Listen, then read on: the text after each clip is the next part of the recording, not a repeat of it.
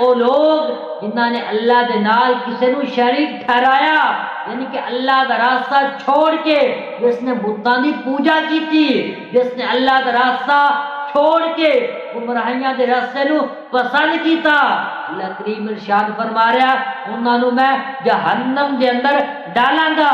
یا اللہ جہنم دے اندر ڈال کے انہاں نو فوراً نکال لے گا، جس طرح یہودی کہتے ہیں وقالوا لن تمسنا النار الا ایاما معبودا، اسی ہرگز جہنم دے اندر نہیں جاواں گے، اگر اسی گیا بھی تے صرف 7 دنوں دے لئی جاواں گے پھر سن نکال لیتا جاوے گا۔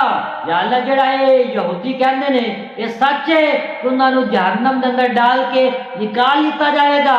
اللہ کریم فرما رہا ہے بالکل نہیں، ان الذین کفروا من اہل الکتاب والمشرکین فی نار جہنم خالدین فیہا۔